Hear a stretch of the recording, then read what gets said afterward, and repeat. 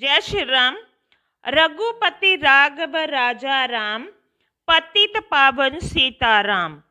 जय रघुनंदन जय घनश्याम, पतित पावन सीताराम। रामायण हमारे हिंदू धर्म का ऐसा धार्मिक ग्रंथ है जिसके बारे में संसार में शायद ही कोई ऐसा व्यक्ति हो जो नहीं जानता है। और इस ग्रंथ के मुख्य किरदार हैं श्री राम और माता सीता। माता सीता एक पतिव्रता औरत थी। हिंदू धर्म में उनकी मिसालें दी जाती हैं। जब प्रभु श्री राम जी के पिताजी का देहांत हुआ, उनकी मुक्ति के लिए प्रभु श्री राम को श्राद्ध करना था और प्रभु श्री राम वहां पर उपस्थित नहीं थे। तब माता सीता ने उनका श्राद्ध किया और कुछ लोगों के झूठ बोलने के कारण माता सीता ने उनको श्राप दिया। तो जानते हैं कौन से ऐसे प्राणी थे, कौन से ऐसे जीव थे जिनको माता सीता ने झूठ बोलने के कारण श्राप दिया। इन सभी को झेलना पड़ा था माता सीता का क्रोध, और आज भी भुगत रहे हैं श्राप। रामायण को हिंदू धर्म के प्रमुख धार्मिक ग्रंथों में शामिल किया जाता है।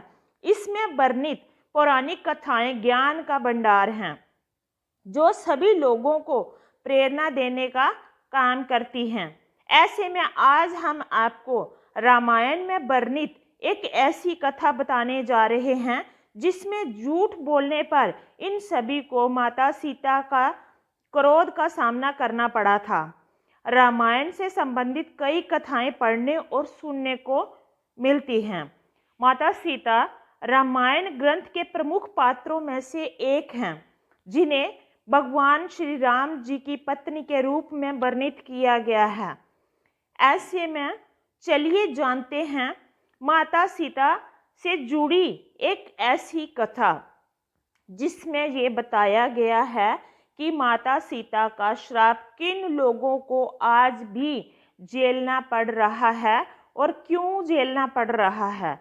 माता सीता ने लिया ये निर्णय वाल्मीकि रामायण के मुताबिक जब वनवास के दौरान प्रभु श्री राम को अपने पिता अर्थात राजा दशरथ की मृत्यु का पता चला तो वह उनका पिंडदान करने के लिए बिहार के गयाधाम पहुंचे थे।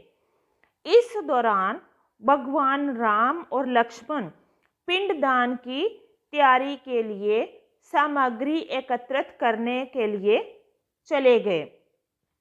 इस दौरान राजा दशरथ की आत्मा ने आकर माता सीता से कहा कि पिंडदान का समय निकल रहा है और अगर सही समय पर पिंडदान नहीं किया गया तो इससे मुझे मुक्ति नहीं मिलेगी।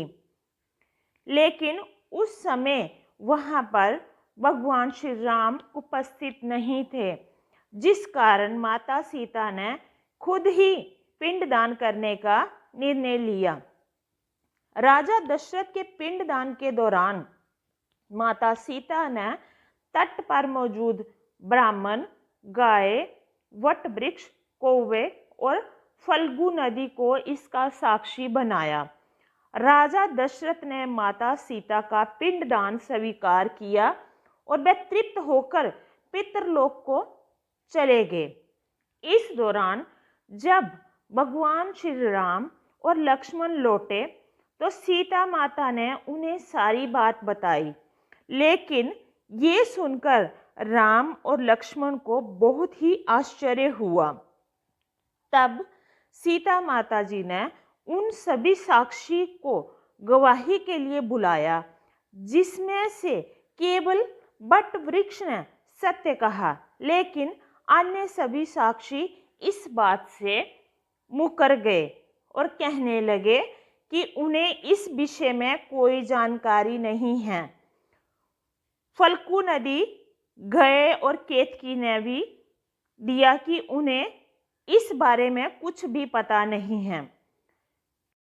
किस किस को मिला था माता सीता का श्राप?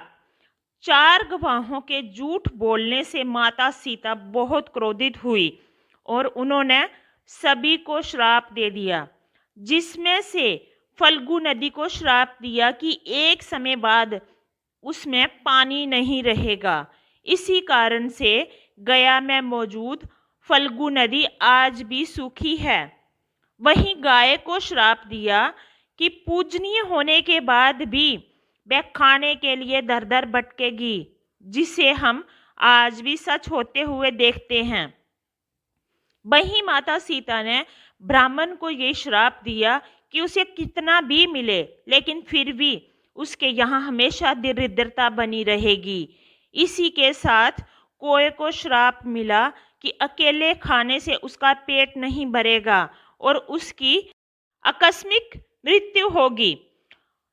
सिर्फ बट वृक्ष को मिला आशीर्वाद। इन सभी साक्षी में से केवल बट वृक्ष ने सत्य बोला था, जिससे माता सीता उससे बहुत प्रसन्न हुई और उसे ये आशीर्वाद दिया कि उसे लंबी आयु मिलेगी। इसी के साथ पतिव्रता स्त्रियां उसका स्मरण करके अपने पति के दीर्घायु की कामना करेंगी और वट वृक्ष संसार में पूजनीय माना जाएगा। वीडियो को लाइक करके चैनल को सब्सक्राइब जरूर करें। जय श्री राम।